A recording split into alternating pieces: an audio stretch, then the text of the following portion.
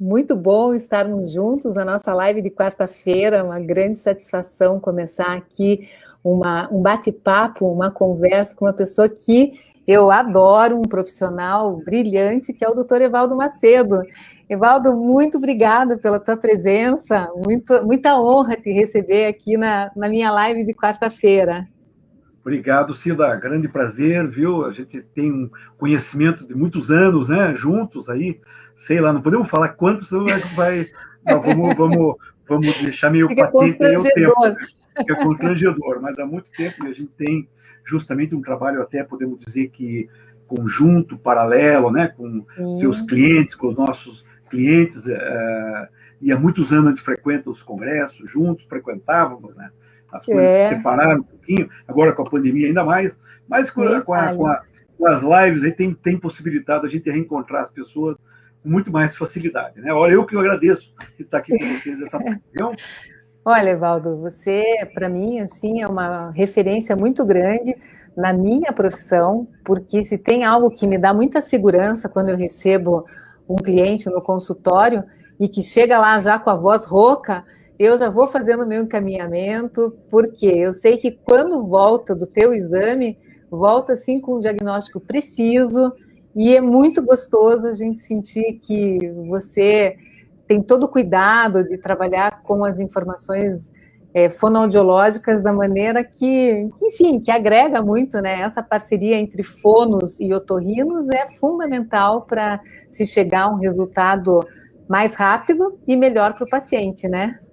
Isso mesmo, sabe, Cida, na verdade, sabe, em primeiro lugar, né, a gente gostar do que faz, né? Sim. Esse é o ponto pacífico.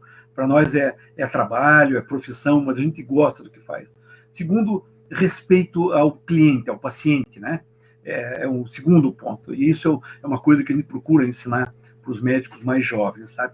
Eles prestarem atenção no paciente, nas angústias do paciente, nos sintomas, naquilo que está trazendo ele para a consulta, né? Em terceiro lugar, aplicar o que a gente tem de melhor, né, em termos de diagnóstico, de conhecimento, para poder saber exatamente o que está acontecendo, né, o que está por trás daquela voz, o que está por trás daquele paciente, sabe? Então, essa tríade, né, de você gostar do que você faz, de você aplicar o conhecimento e respeitar o paciente, eu acho que é fundamental.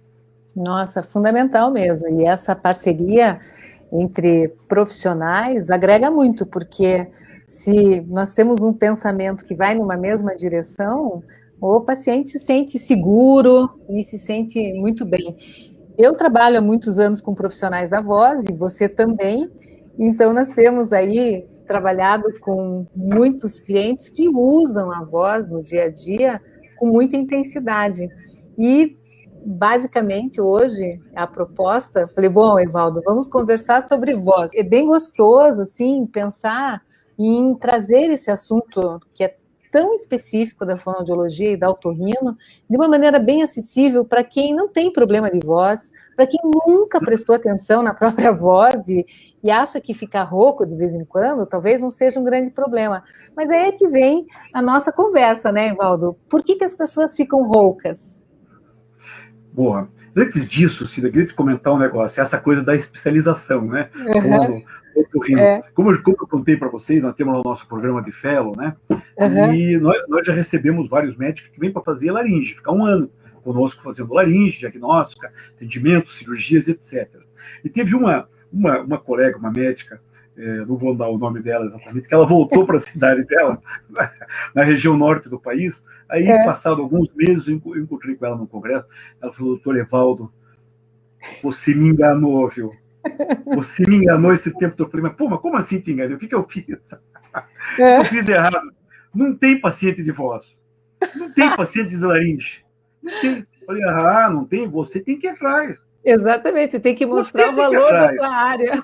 Você tem que mostrar o valor da tua área. Você tem que. Então, eu estou comentando isso porque nós fomos atrás. Nós fomos atrás. Desde lá, Nossa Senhora das Graças, se lembra? O programa Saúde Vocal, atenção às escolas, aos radialistas, você na televisão. O que acontece? Você acaba criando, né? Perdão, né? Mas sem falsa modéstia, você acaba criando verdadeiramente uma referência, né? Porque você foi atrás desse paciente, você foi atrás da fonte desse paciente. Então, entender, não pode reclamar, né, como melhor atender, né? não sem pode dúvida. reclamar que não tem porque tem, os pacientes estão aí.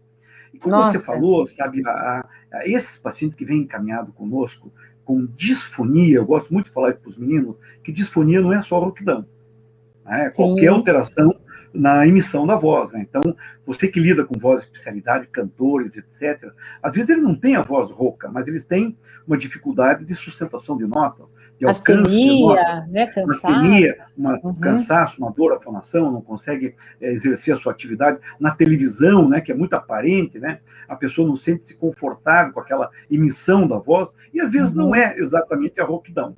Então, a avaliação de nossa parte, a gente tem que estar atento a isso, porque não é incomum. Chega uma pessoa encaminhado pela fonoaudióloga, encaminhado, por exemplo, pela Cida, que tem uma voz aparentemente normal, mas tem uma queixa. Tem uma queixa. Não está satisfeito, não está confortável. E da nossa parte também, dentro da laringologia, nós, pela experiência, pela prática desses anos, desenvolvemos uma certa experiência na foniatria também, né, mas sobretudo na interpretação. Então você, o que eu vou buscar nesse caso? O que eu vou procurar nesse caso? Sabe? Só para exemplificar para vocês, um exemplo bem extremo, eu atendi um paciente encaminhado, por exemplo, de Paranaguá, não profissional da voz, e com uma queixa de faringe, uma dificuldade para engolir, e a voz dele absurdamente áspera, rouca, ruim. Por isso, quando a sua voz é assim, me incomoda a voz? Não, minha voz não me incomoda. Mas o senhor tem a voz rouca, o senhor não percebe a sua voz? Não é bastante rouca? A senhora que está acompanhando o senhor não percebe que a voz é rouca? Não, a voz dele sempre foi assim. Então, vamos examinar.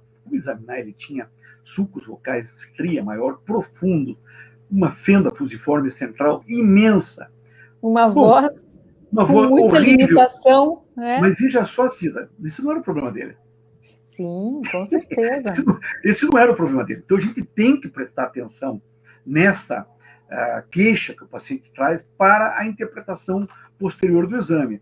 Como a Cida mesmo falou, a gente que atende aí os profissionais da voz, sobretudo pessoal de televisão, que tem agendas muito apertadas, aparece com uma rouquidão, agora vamos falar de rouquidão propriamente, pode ser um monte de coisa, né? Pode ser uma série de acontecimentos, desde os processos inflamatórios, né, subagudos, né, mais recentes, até o aparecimento, o desenvolvimento de lesões. Então a gente tem que estar atento a essa condição, e daí, a partir do diagnóstico endoscópico, você vai, está inflamado, não está inflamado, tem sinais de refluxo, não tem sinais de refluxo, tem lesão, tem espessamento, tem secreção, para você determinar um laudo, que a Cida sabe, nosso laudo é muito conciso, sabe? Não tem, não tem injeção de linguiça.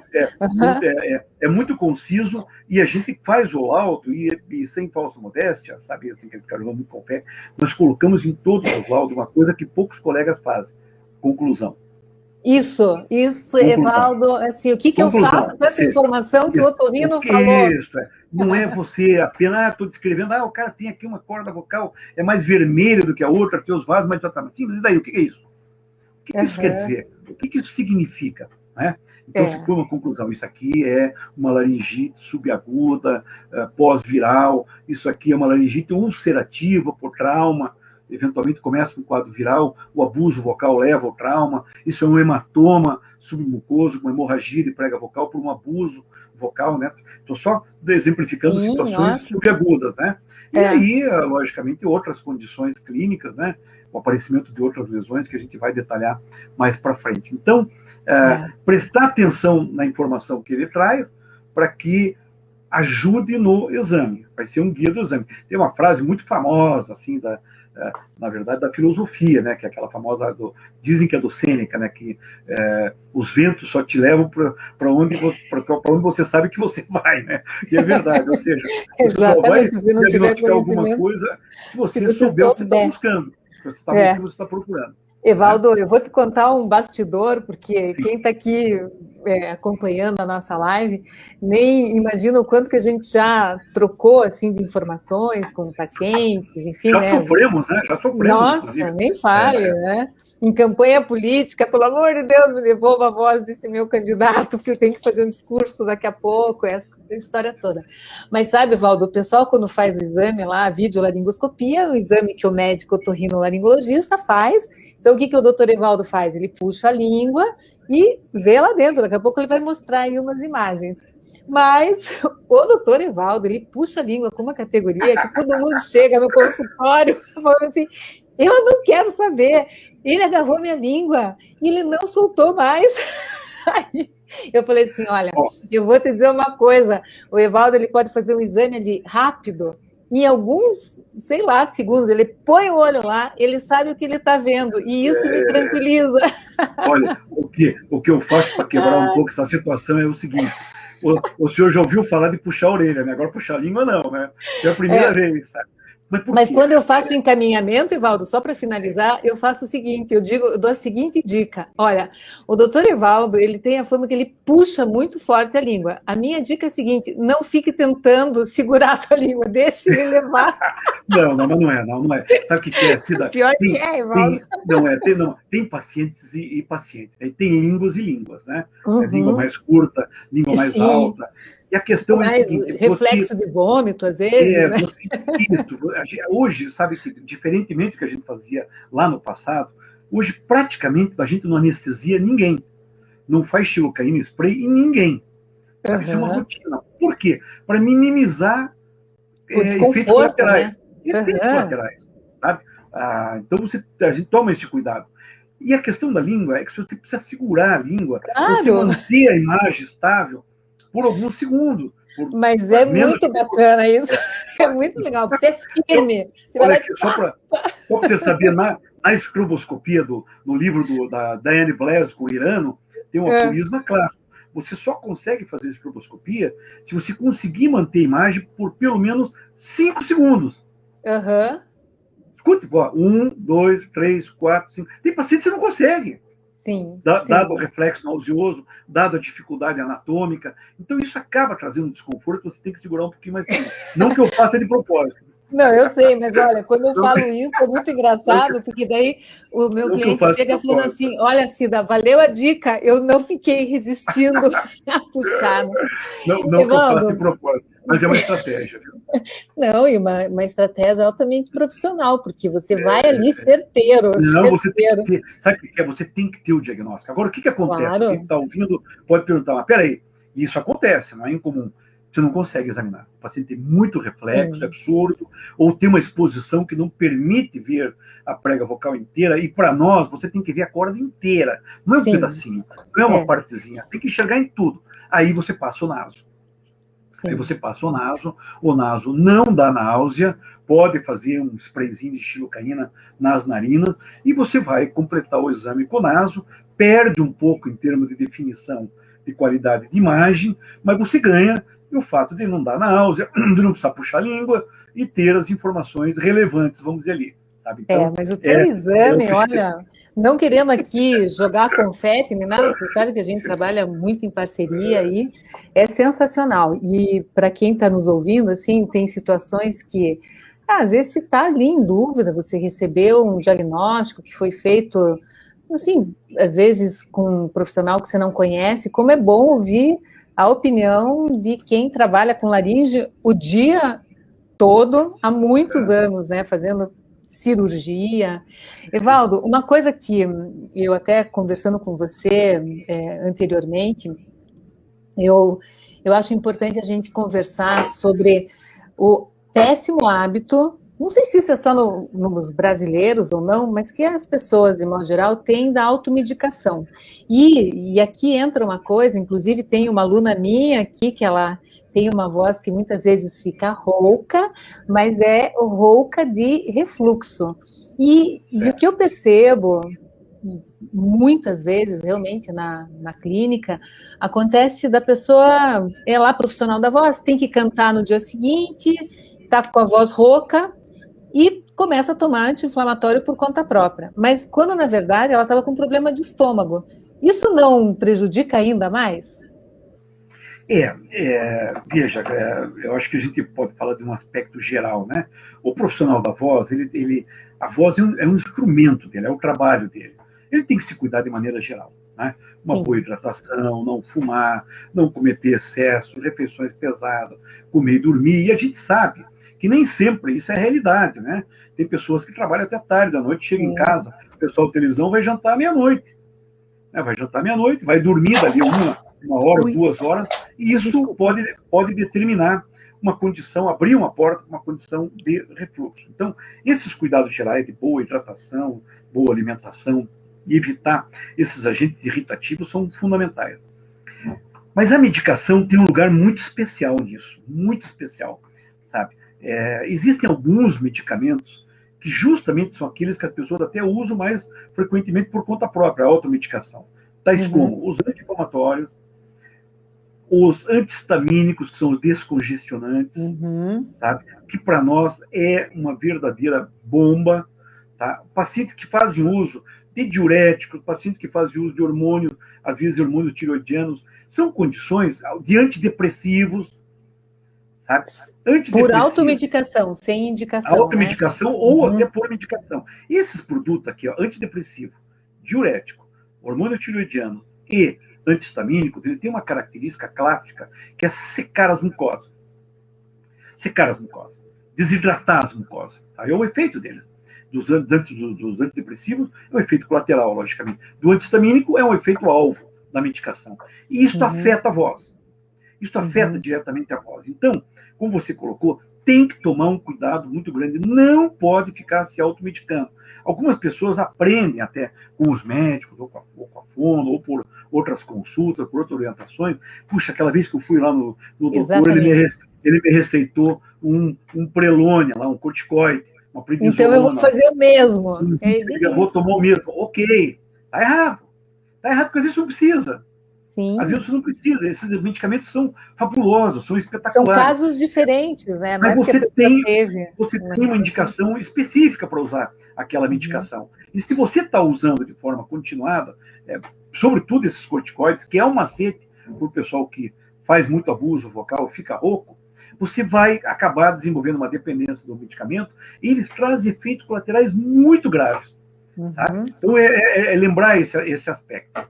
Em relação ao refluxo propriamente, Cida, há uma complexidade um pouco maior, sabe? Porque acredita-se que mais ou menos 20% a 30% dos pacientes com disfonia, lato sensu, pode ser de refluxo puramente sem ter abuso vocal. Então, a gente tem que estar sempre suspeitando de refluxo. Pacientes com refluxo no consultório de otorrino, hoje em dia, perfazem em torno de 15%, 20% a 30% das nossas consultas. Pigarro crônico, sensação de bola na garganta, irritação, ardência, rouquidão, tosse crônica, são sintomas assim chamados atípicos, né, do refluxo. A gente tem que estar atento a essa situação para poder tratá-los. E é uma rouquidão diferente, né? Porque, assim, além da rouquidão, a ressonância fica bastante comprometida, a voz fica com fraqueza, astenia, e muitas vezes a pessoa acha que está errando na forma de utilizar a voz, mas não, está com quadro de refluxo. Como tem muita gente que não sabe exatamente o que é o refluxo porque nunca teve, como que você poderia contar assim para o nosso pessoal o que é então o refluxo? Então, o refluxo, assim, rapidamente, na verdade, é o retorno de conteúdos gástricos para o esôfago. Ficando no esôfago, causando problema de esôfago, é chamado grupo típico, ou as manifestações esofágicas, azia, queimação, regurgitação. Subindo para a via aerodigestiva, nós vamos ter os sintomas atípicos do mesmo material refluído, tá? Tais como tosse, pigarro, irritação, ardência, disfonia. É um material que chega lá na região do corpo da laringe, ou laringofaringe, e pega justamente a laringe na fase rebaixada, porque ela está baixa, ela está em contato com a boca do esôfago. Ela não está protegida. A única proteção que tem a laringe é a sensibilidade, é o reflexo de adução glótico. Não existe outra proteção.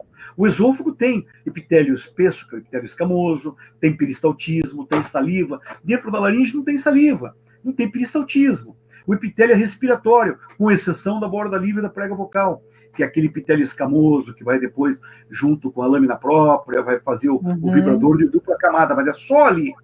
Então, é sabido que o pH interno da glote ali é básico, é acima de 6. Então não pode ter refluxo nessa região.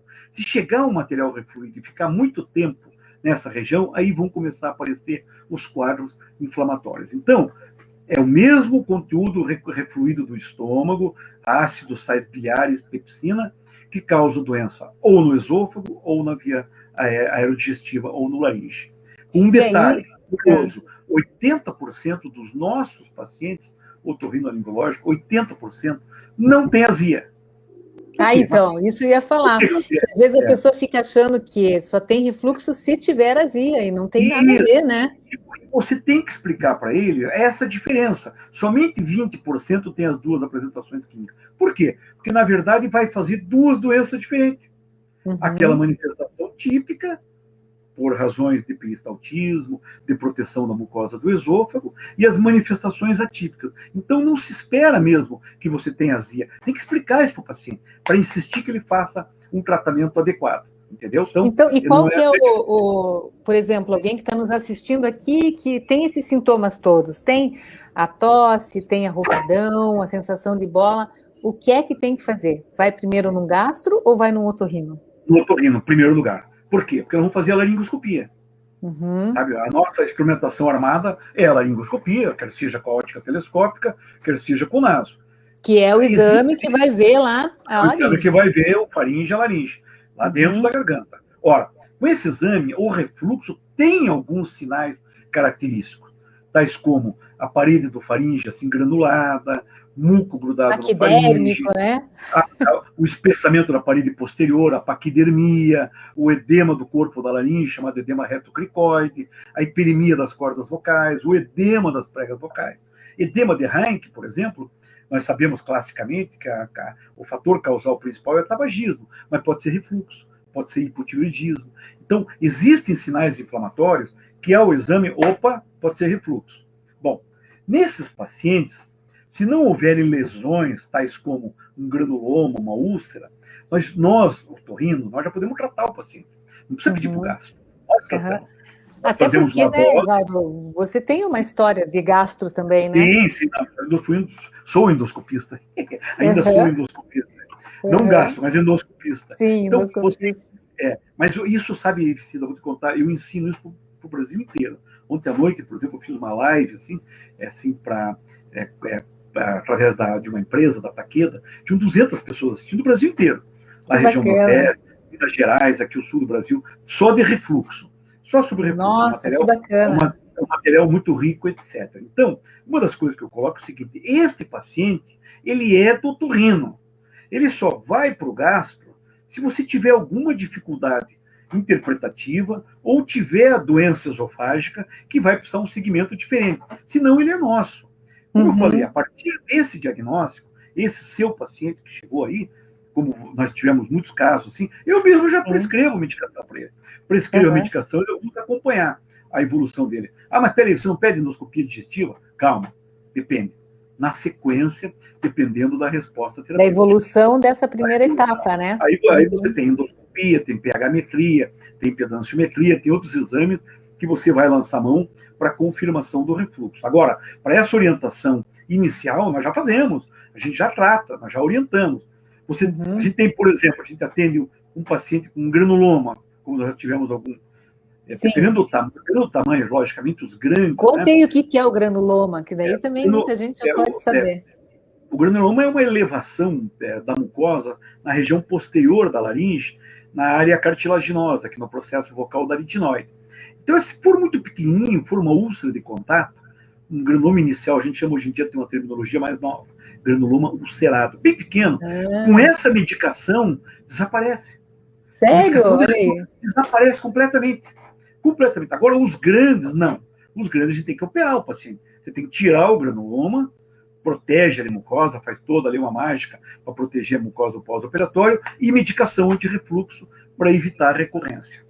Tá? E, logicamente, baixar a condição de abuso, de tensão fonatória. Então, isso é bastante sabido hoje em dia do otorrino e é a nossa prática corrente. Então, esse paciente a gente tem que estar pensando o tempo inteiro que o refluxo corre paralelo. Estou aqui com uma mensagem da Michele falando: eu tratei meus calos nas cordas vocais com acida, com muito sucesso, mas também tinha refluxo. E você era o otorrino, Evaldo. Então, assim, viu? Olha, tratou nessa aula de refluxo que a gente deu ontem, tem um rol assim, de sintomas e de lesões associadas a refluxo. Você usou o exemplo da nossa pacientinha, tinha nódulos vocais. Ah, mas o nódulo é causado por refluxo? Veja, não. Nódulo é a lesão clássica do fonotrauma, certo? Sim. É a lesão clássica, assim, de abuso vocal do fonotrauma. Porém, aqueles pacientes que têm dificuldade na regressão do nódulo, sobretudo quando submetidos a uma terapia bem feita por fonoaudiólogos, sabidamente expert nisso, que não responde, você suspeita do refluxo. Esse é o caso da Michelle. Eu lembro que até era uma coisa assim, que a voz dela... Difícil de melhorar. Por quê? Porque no primeiro não é possível. momento. Porque não é possível. Ela está fazendo tudo certinho, está fazendo terapia direito, mas não reabsorve o carro, não reabsorve o nódulo. Tem que ter um fator inflamatório associado. Refluxo. Aí você medica, faz todas as medidas, né?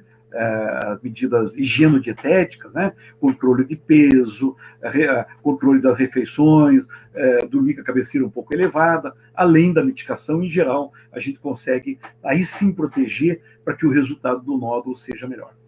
Nossa, eu sou muito grata por você, assim, o doutor Evaldo, que sempre fez as cirurgias, a maioria dos meus clientes, e posso dizer que isso sempre me deu muita segurança. E esse aprendizado, nós tínhamos um grupo de estudo, a esposa do Evaldo fono também, então nós tínhamos um grupo de estudo com a Carla, muito gostoso, isso, lembra, Evaldo? Verdade, e você nos ensinava muito essa relação dos correlatos, né, dos problemas de voz associados a isso, do refluxo e tal. Então, isso desenvolve a nossa atenção sobre esses aspectos que não são fonoaudiológicos, mas impactam diretamente num tratamento, porque você acaba ali, às vezes, gastando um tempo ou perdendo um tempo se o paciente não fizer um tratamento adequado de otorrino, né? Assim como e sabe, Cida, você sabe bem disso, a gente passou por essa circunstância, né, 10, 12 anos atrás, aquela cisão ali, né, da otorrino e da fono fez muito mal, né? Para essa relação, porque a gente vê nos otorrinos a falta de estar próximo da fono, de entender o que ela faz, entender como ela interpreta, a qualidade da interpretação e o porquê da terapia, faz falta para você saber o que você espera também da terapia. Lá no Hospital de Clínicas, né, nós temos um ambulatório nosso, toda terça-feira de manhã, e é um ambulatório importante, eu sempre falo para os nossos residentes, estão juntos, não tem como, você tem que lidar com a fono o tempo inteiro. Isso, e tem que dizer, ó, as fonos são maravilhosas, as fonos estudam voz. Todos esses pacientes que vêm para a gente que tem que passar pela fono de uma forma ou de outra. Sim, então, quer dizer, essa relação ela é fundamental. Sabe? Nossa, nem falha, Valdo. E aí eu acho que a gente pode também falar um pouco sobre o quanto que é importante cuidar da voz. Nós estamos aqui contando sobre alguns fatores que levam a voz a ficar rouca, como refluxo, enfim, e a gente citou aqui o nódulo, mas pessoas que, como esse senhor que você citou, ele era rouco a vida inteira e nunca tinha percebido que era rouco e não estava nem aí com isso. Isso acontece com a maior parte dos brasileiros, porque a voz rouca, ela é considerada sensual para muita gente, então muita gente acaba gostando de ficar com a voz rouca, porque acaba tendo um elogio, eu vou perder minha voz rouca, Cida, eu não quero perder minha voz rouca. Sensual, né? Sensual, Então esse é um fator que dificulta muito, mas eu gostaria que você separou aí um vídeo para mostrar de um fonotrauma, porque a maioria das pessoas nem consegue imaginar o que acontece lá dentro, na laringe, onde estão as nossas pregas vocais, ou mais popularmente falando, cordas vocais, porque parece que gritar, fazer força com a voz, dá no mesmo, não acontece nada, quando, na verdade, acontece, né? Então, vamos ver, o Evaldo vai abrir aqui um vídeo. Tá rodando. Veja, esse caso aqui, olha, tá rodando, né? Então, eu vou dar um pause aqui. Esse caso aqui ele é interessante, porque esse caso ele é de uma dentista, e ela é professora também, ela é uma professora da PUC lá, sabe? Nessa época, ela era uma dentista jovem, assim, com menos de 30 anos, 28, 30 anos, entre 28 e 30 anos, com uma disfonia importante, razoável. E aqui, olha o ano, 1999, tá? Janeiro ela é minha paciente, essa dentista aí, sabia? conheço pelo exame, pela história. Então, veja só, aqui nesse primeiro exame, para primeiro contato, ela até tem sinais de refluxo aqui atrás. Dá para ver a mãozinha aqui ou não? Evaldo, vamos fazer o seguinte, vamos dar um passo para trás, só para você explicar, primeiro, o que as pessoas estão vendo aí, o que são as pregas vocais. Tá, mas você está vendo a mãozinha aqui? Tô, Tá vendo? Tá, então melhor, porque assim eu posso explicar. Bom, essa aqui já é uma imagem, como a Cida falou, eu puxado muito fora. Puxar para trás, Nossa, você vai me deixar. Por que ele puxa a língua fora? Não, Evaldo, muito pelo contrário, é um elogio, para ter essa visão toda. Para ter essa visão toda aqui, entendeu? Então aqui você tem aqui o interior da laringe, a gente chama essa região assim, supraglótica, né? Aqui acima, aqui, o ádito da laringe, e aqui o plano das pregas vocais. Essas branquinhas são as pregas vocais, tá? Aqui o lado direito, aqui o lado esquerdo, aqui a parte anterior, chamada comissura anterior, e atrás a parede posterior. Não é comissura posterior, é parede posterior. Aqui as aritinoides, que compõem o conjunto das cartilagens da laringe, ali embaixo a subglote, e lá para baixo a traqueia, vai até os brônquios, lá para baixo, ok? Isso, agora fica mais fácil. Como a gente comentou, aquela questão do refluxo que eu falei para vocês, eu já, nesse caso, mostrei que aqui está espessado. Por quê? Porque todo esse epitélio aqui, tudo isso aqui, todo esse epitélio, essa região, é respiratória. E o epitélio respiratório, para quem não lembra, voltando lá na anatomia, é o chamado epitélico cilíndrico, ciliado, pseudoestratificado. É uma camadinha só de epitélio. Mas aqui na prega vocal é o epitélio escamoso. Ele é o epitélio grosso, espesso. Por quê? Porque é uma área de grande tensão, de vibração. Nós vamos ver as imagens de vibração daqui a pouquinho. A vibração de uma mulher assim, é 200 ciclos, em média, por segundo. Nós vamos ver exatamente. Aqui nós vamos ver isso aqui vibrando. Então, este caso ele é interessante porque ela veio com disfonia. Nessa laringoscopia, a estroboscopia dela, que é essa onda vibratória, é bonita, e ela tem uma fendinha aqui anterior aqui, e não justifica, tem, então, a voz rouca, né? E que não tem lesão. Ó, voltou 10 meses depois, 9 meses depois, continua a fenda ali, olha lá, a fenda anterior. Ó, continua a fenda ali anterior. Ó, aqui, tá? Mas a prega vocal tá tudo limpinho, ó, né, Cida? Tudo limpinho, não tem lesão na borda livre, tá certo? A vibração tá simétrica, um pouco reduzida, a amplitude, né? Porque tem um pouco de tensão aqui, um pouco reduzida. Lá atrás os sinais lá de refluxo. Nossa, que melhora, tá? Né? Maravilhosa. Ó, tudo ok, tá? Ela tem som, tá, nesse momento tá sem som aqui. Bom, aí, nesse ponto, como lá no começo, o paciente tem queixa de voz, tem esses achados, tem essa fenda anterior. E daí, o que você faz? Fono. Não tem lesão, tem sinais de refluxo, eu vou tratar o refluxo dessa paciente, dessa moça, terapia com fono. Afinal de contas, ela tem uma queixa clara fonatória, tá? Apesar, repito, de não ter sinais inflamatórios. Esse caso aqui, Cida, presta atenção que essa anatomia agora nessa foto é bacana, porque essa mostra que é verdadeiramente uma laringe feminina. Aqui a relação, ó, parte membranosa com respiratória é 1 para 1, ó, tá vendo? Passar uma linha aqui vai dar bem na metade aqui, tá?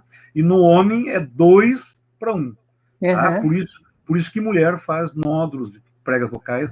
Tem mais propensão a problema de voz, né? Mais propensão a problema de voz e fazer nódulos com mais frequência. Pois bem, então, está indicado o fono, a fenda está lá, provavelmente é algo relacionado à tensão, ao fechamento glótico, e ela voltou 1 ano e pouco depois, a fenda continua, e percebam, ali aparece, é o mesmo caso, aparece um espessamento aqui na borda livre, que é a esquerda. Aqui assim, ó. Aqui tem um biquinho, mas ali.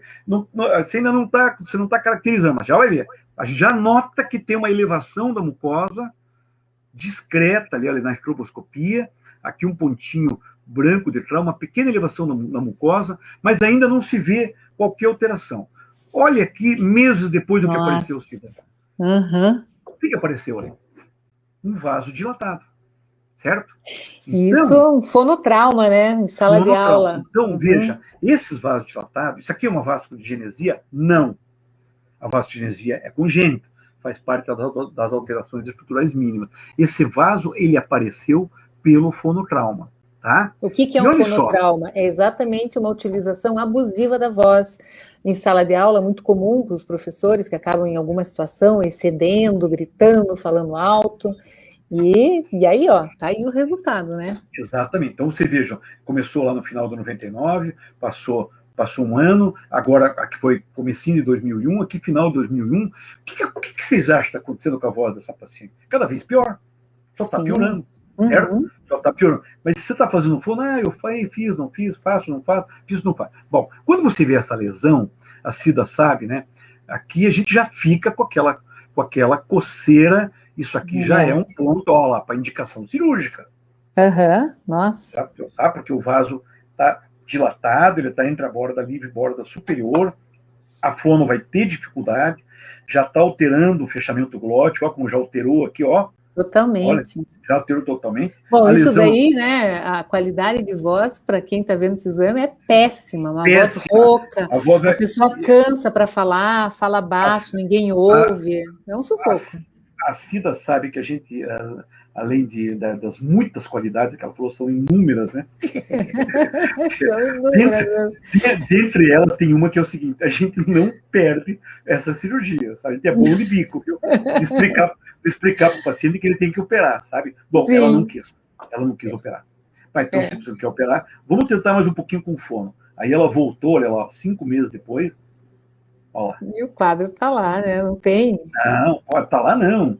Aquele vaso, primeiro era um espessamento, primeiro era uma fendinha anterior, havia uma alteração de fechamento, já havia ali já um fonotrauma, primeiro espessamento, segundo vaso dilatado, aqui já é um pólipo.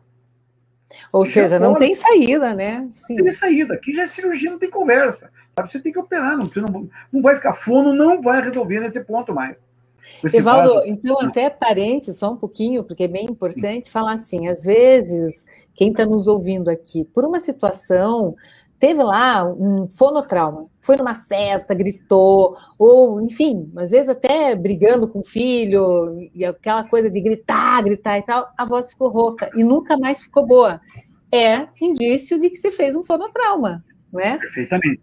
É importante fazer o exame, porque eu vou responder essa tua pergunta um pouquinho mais na frente, quando você notar a hemorragia que esse caso vai fazer. Tá?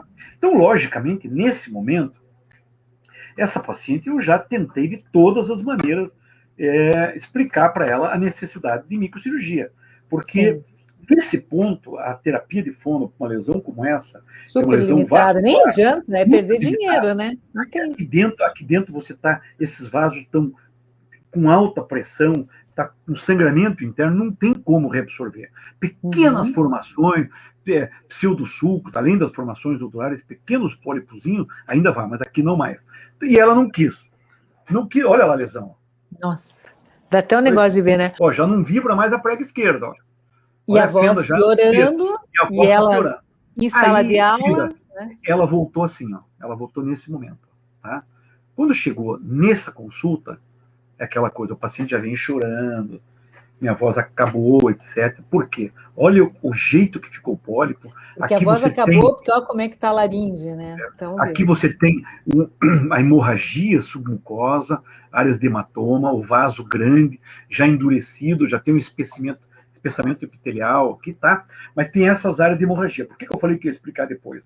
Porque este fonotrauma agudo, de pessoas do teatro, às vezes de um cantor não muito bem treinado, político, consulta, né? Político, eles vêm na consulta com essas hemorragias aqui, ó. Não com pólipo. São raros os casos que já vêm com uma hemorragia grande, polipoide, mas na maioria das vezes vem com essas áreas de hematoma aqui, de sangue aqui na camada intermediária, né, na verdade, na lâmina própria dessas pregas vocais. E aqui, quando chega nesse ponto, faz de conta que não tem o pólipo aqui, tá? Vamos falar só dessa hemorragia. Corticoide, hidratação, repouso vocal. Tá? Tem que fazer para que seja reabsorvido. Leva em torno de 7 a 15 dias para esse hematoma desaparecer. Tá? Então, nesse caso, o hematoma foi consequente ao crescimento da lesão, que foi aumentando as forças aqui na prega vocal e foi fazendo um sangramento lá dentro, lá no fundo do ventrículo. Tá vendo? Essa prega já não vibra mais. Aí nós submetemos ela à cirurgia. Aqui é no ato cirúrgico, tá? o pólipo, aqui nós estamos palpando o pólipo, é um pólipo hemangiomatoso, aquilo que eu falei, tá vendo? Ele é endurecido, ele é grumoso, tá? Por dentro ele está endurecido, limitado, bem no terço médio. A outra prega vocal tem um leve espessamento nodular aqui, está como consequência do pólipo. E, olha, essas imagens são sem cortes, hein? É tempo real. Nossa, tá? que imagem maravilhosa, hein, Evaldo? Agora, parênteses aí, observem o que é uma técnica cirúrgica de corda vocal, né? Olha que espetáculo. Aqui vamos pegar aqui a lesão, ó, cuidadosamente, com a tesourinha, com uma tesouradinha e mais uma. 2 tesouradinhas, você resolve a lesão. Com cuidado, ó, relaxa a mucosa, pronto. E aqui nós vamos alívio, hein? Nós vamos fazer aqui agora, ver a base aqui, porque às vezes fica tecido grudado aqui dentro, como é muito vascularizado, fica o que eu chamo assim de um gordinho do pólipo lá dentro, está sangrando um pouquinho, ó. Esse sangramento mostra que vaso sob alta pressão, etc. Nesse caso, não tinha o gordinho, mas tem o vaso sangrando ali, ó. Aí já vai parar, já vai.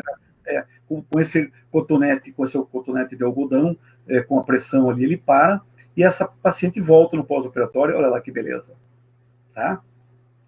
Nossa, hein? Que coisa linda. Nossa. Mas Cida, continua com a fendinha anterior.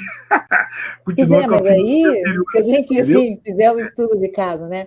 É claro. Tudo isso aconteceu porque tem aí todo um histórico de mau uso de voz. Se não reeducar a voz, vai fazer tudo de novo. Olha que bonita a evolução dela. Que lindo, hein? Foi ficando cada vez mais bonita a evolução, espetacular. E, logicamente, é uma pessoa que passa por uma experiência dessa, ela vai levar isso para o resto da vida, né? Sim, cuidar da voz, qualquer coisa ela vai procurar. O que fono falar, vai fazer, né? Isso é uma beleza. Quando chega depois da cirurgia, daí já pronto. Regra geral, esses casos têm uma evolução muito boa e só vão recidivar essas lesões as pessoas que não cuidam da voz. Continuam fazendo abuso vocal, tabagismo. E não entenderam o recado, né? Etilismo, esse excesso, tabagismo excessivo, vai ter uma chance de recorrência. Olha, eu tenho 2 pacientes que eu lembro. Mas volta? Não volta, é raro acontecer isso. Eu orientei até uma tese de mestrado aqui que nós acompanhamos 1.500 pacientes que a gente operou durante 15 anos lá do IPO. Lá. E o índice de recidiva é mínimo. Mas eu lembro de 2 casos, um médico e um outro rapaz que é um amigo meu hoje em dia, que teve que ser operado da corda vocal 3 vezes. Nossa, Evaldo. Por quê? Por quê? Por quê? Abuso vocal, tabagismo. Mas, Evaldo, tem mais uma história também de um paciente nosso em comum, era político, ele tinha feito um fonotrauma num discurso, porque era época assim de discurso em caminhão de som, em cidade pequena, aquelas histórias todas, e ele ficou com a voz muito rouca, ele não conseguia mais falar. Aí ele chegou com o diagnóstico de pólipo no meu consultório e falou, não, eu quero fazer fono, o otorrino falou que eu tenho que fazer cirurgia, mas eu não vou fazer cirurgia. Eu falei assim, não venha perder teu dinheiro aqui, não venha gastar meu tempo, porque a gente não vai resolver. Aí a gente ficou conversando, blá, blá, blá, blá, e ele falou, tá bom, vamos lá conversar. Aí nós fomos conversar com você, eu fui com ele na consulta, você deixou ele super tranquilo, ele tinha que fazer a cirurgia. Bom, aí ele fez a cirurgia e eu acompanhei, inclusive, foi maravilhosa, aquela coisa, você vê assim, bem isso, tirou aquela lesão lá, maravilhosa a cirurgia. E ele saiu comprometido a ficar quieto. Mas você veja o que é o comportamento vocal. Uma semana depois, teve uma situação que virou uma coisa grande e tal, e que as pessoas se manifestavam, lá foi ele para a rua gritar. E ele fez o pólipo de novo, e você operou ele 2 vezes. Quem não queria fazer nenhuma cirurgia, ele fez 2. Essa conscientização é fundamental. Cida, tem uma historinha, a gente não quer citar A, B ou C, sim, mas claro. regra geral, sabe? Sobretudo com essa música sertaneja, principalmente. Por favor, não me leve a mal, sabe? Não é preconceito. Sim, mas é o estilo, né, de música. Mas não só o estilo, mas é aquela coisa. Você reúne um amigo, pega um violão, vamos cantar, e muitos fazem um sucesso planetário, né? Tem um detalhe, hein? Para você fazer sucesso planetário, não precisa ter voz boa. Né? Nós temos Exatamente. inúmeros Muito pelo exemplos aí, contrário, né? muito Sim. pelo contrário, né? Louis Armstrong, Rod Stewart, Brian Adams. O Brian Adams tem uma voz horrorosa. Ele deve ter, seguramente, suco vocal e faz um sucesso planetário. A voz Sim, dele é legal daquele jeito, né? Daquela condição. Então não precisa ser. Mas precisa ter o comprometimento com atividade profissional. Esse é um ponto, sim. sabe? Dentro daquela condição. Então, o que eu estou falando disso por causa do seguinte: eu fui operar um rapaz que era um cantor sertanejo, com um pólipo enorme, assim, enorme, imenso. Então, imagine o fonotrauma repetido de meses, de anos, né? Para chegar nessa dimensão. E na hora, sábado de manhã, que é o dia que a gente opera, né? Na hora que estava no centro cirúrgico ali, e no sábado, a gente tem 2 salas, eu vou numa, vou na outra, vou numa, vou na outra. Ele estava ali, falei, e daí, como é que é? Tudo pronto? Já está tudo prontinho, vamos começar a cirurgia. Ele falou, doutor, aí tu acha que eu tenho alta que horas? Meio-dia? Não, isso era 7h30 da manhã, bem cedinho. Não, meio-dia e tal. Não, sabe o que eu tenho um show hoje à noite. Ah, sério, Evaldo? Pelo amor de Deus. Falei, bicho, você não sabe o que você está fazendo aqui, rapaz. Você não sabe o que você está fazendo aqui. O cara deitado na mesa cirúrgica lá, deitado. Falei, vamos fazer o seguinte, olha aqui, ó. Você vai pegar o teu telefone, eu vou ficar esperando para ligar pro teu manager, teu agente, para ele cancelar o teu show a semana toda, durante 7 dias. Eu já te expliquei que você tem que fazer repouso vocal. Então não é operar por operar, indicar por indicar. Meu Deus do céu. Ele estava deitado, não, aí então você meio-dia, eu posso comer, tudo pode. Não, essa aqui hoje à noite eu tenho um show. Você não está entendendo o que você está fazendo aqui, sabe? Então, você vai pegar o telefone, vai ligar para o teu manager. Se você não fizer isso, eu não vou operar você.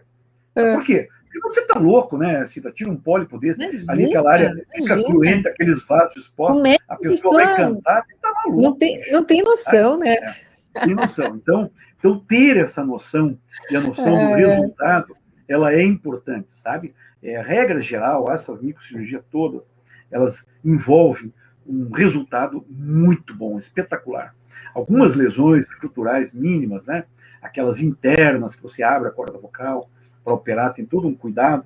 A grande maioria dos casos, o resultado também funcional, fonatório, é espetacular. Então a gente tem que ter esse cuidado de saber o que você está operando com o que você não está operando. Nós tivemos recentemente um caso, e claro, cada serviço, né, tem as suas técnicas. Nós que andamos bastante, corremos bastante o mundo, vimos muita gente trabalhar, aprendemos muito com muita gente do mundo inteiro, né, Cida? Podemos dizer, né? Nos Estados Unidos, no Japão, na Europa, etc. Eu fui discípulo do Buchayer, né, que foi o grande mestre dessas técnicas. Né? Então a gente tem uma técnica, por exemplo, até para câncer de laringe, que eu quero fazer um adendo daqui a pouquinho, de operar os pacientes, fazer radioterapia. E nós recebemos um paciente recentemente que fez uma cirurgia a laser fora daqui e que fizeram uma cordotomia nele, importante para o laser. E eu tinha visto esse paciente no pré-operatório e a lesão não era tão profunda assim. Tipo assim, não precisava disso daquilo. Não precisava da cordotomia. Não, na minha impressão, não. Bom, voltou no pós-operatório com a voz muito ruim. E até com uma reação polipoide reacional que o colega fonoaudiólogo conseguiu com o exercício, bem pequenininho, fazer desaparecer. Em geral, são aqueles vasinhos dilatados, que eles fazem uma necrose ali e o pólipozinho com a terapia desaparece. Então, você tem que ter essa perspectiva do que você vai oferecer para o paciente. Sim, porque depois acontecer. A voz que fica para a vida dele... Esse caso, para recuperar essa voz, é muito difícil. Muito limitado, né? Muito limitado. Tem algumas alternativas, tem, mas é muito limitado. Mas não vai nunca mais ter uma voz, né? Assim, igual, não. Então, eu estou falando isso porque para lembrar que isso tem que ser discutido com o paciente, a lesão que você vai mexer, que você vai operar, em relação à perspectiva do resultado. Tá? Tem um cliente nosso aí, que isso até falando, né, do operar ou não operar, que tem uma lesão dessa, ou seja, nasceu com uma lesão, com sulco, e ainda por cima tem lá toda uma história de um cisto também, um troço de louco, e você controla isso. Toda vez que ele fica muito rouco, ele vai lá ver e tal, mexe nisso, não mexe, não mexe, e tá lá, né, Evaldo? Tá indo muito bem. Porque sabe que se for mexer, o resultado pode ser pior do que... Exatamente, o sulco é uma alteração que mexe muito com a estrutura. A gente estudou muito sulco nos últimos anos, né? Explique aí, Valdo, por favor, o que é um sulco para o pessoal mais ou menos saber. Ele é uma alteração congênita que faz uma depressão na borda livre da prega vocal. Eu sempre falo, é mais ou menos como essa preguinha aqui do dedo aqui, tá? Só que nesse sentido. Em vez dessa preguinha que ele está vendo aqui, é nesse sentido. Consequentemente, a relação de força para a fonação, ao invés de ter a corda redondinha, fazendo o fechamento glótico, ela vai, em geral, fazer um arqueamento central. Esse arqueamento central faz uma fenda fusiforme que piora, logicamente, o resultado. E uma voz muito ruim, né? Muito ruim. Mas a questão, alguns estudos de microscopia eletrônica, inclusive do filho do Irano, viu? O filho do Irano é um laringologista também, com microscopia eletrônica, mostra que o problema do sulco vocal é dentro da corda vocal, é no ligamento. Então, o professor, o grupo lá do Ford, daquele colega lá, já teve aqui no Brasil várias vezes, me fugiu o nome dele, ele classifica em 3 tipos, tipo 1, tipo 2, tipo 3, conforme a penetração do sulco, a entrada. Se superficial da mucosa tipo 1, se até o ligamento tipo 2, se até a musculatura tipo 3, mais profundo. Que bacana. Os estrias maiores, tá? Pois bem, mas é uma doença ligamentar, uma doença interna.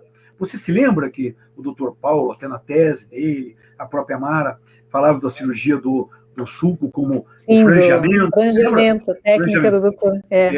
Só que é uma técnica que a gente sabe extremamente agressiva, a mucosa, sim, né? No caso em que a voz é muito ruim, né? Muito ruim. Os aspectos cicatriciais tornam o resultado agressivo, e a Mara até dizia que às vezes era preferível aquela voz cicatricial do que a voz original do sulco.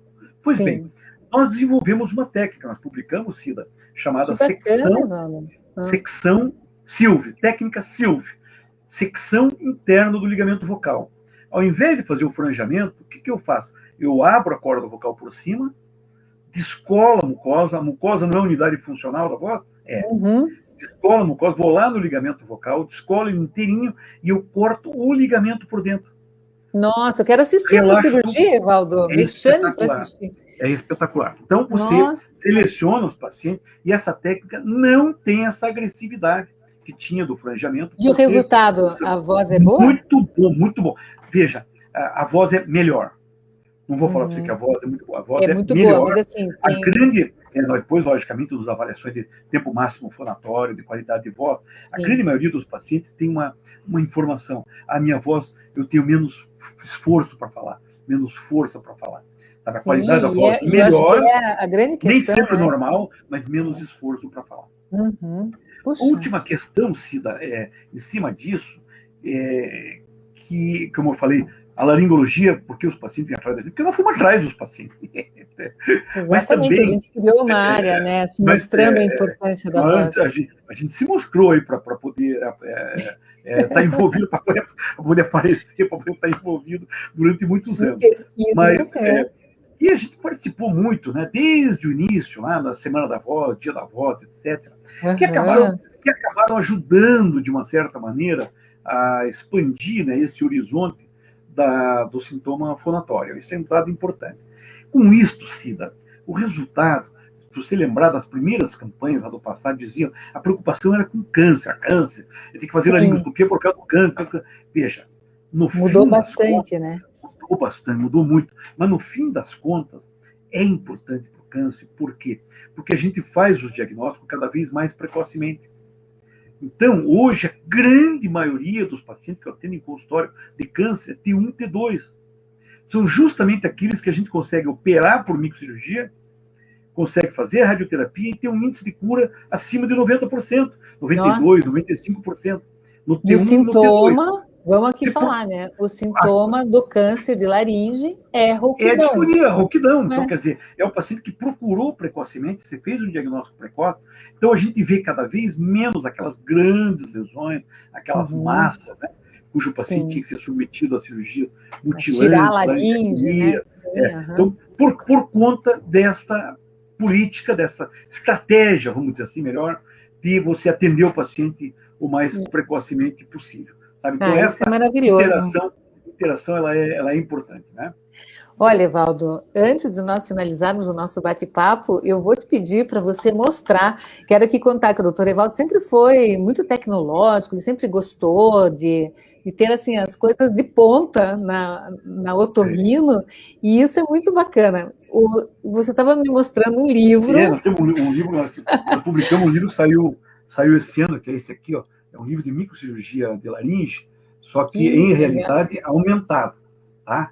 A realidade aumentada, não sei se vou conseguir mostrar aqui, viu, Cida? Porque a gente Vamos tentar, invertido aqui, né? É. A realidade aumentada, você tem, logicamente, o texto, né, das lesões que vai operar e tal, tem as fotografias cirúrgicas, e dentro você tem uma identificação, aqui, por exemplo, não sei se vocês conseguem ver dali, você tem lá um pouquinho mais para a tua direção. Aqui, aí, ótimo. As figuras ali embaixo, cirúrgicas e tal, e em cima tem um tipo de um holograma, code, na verdade é um QR Code, que você, associado aqui ao celular, tá? Tem ali um aplicativo no celular, aqui é do livro, o aplicativo do livro, você põe ele começar, aí põe em cima daquela imagem e vai passar a cirurgia. Mas isso é sensacional, a pessoa está vendo um livro e está assistindo a cirurgia. Que lindo! E vai passar a cirurgia ao vivo, no livro. Então você pega o livro, está lendo o livro, e você vê a cirurgia ao vivo, que essa técnica chamada de realidade aumentada. É um negócio bacana, viu? Show de bola! Parabéns! Olha, acho lindo demais isso.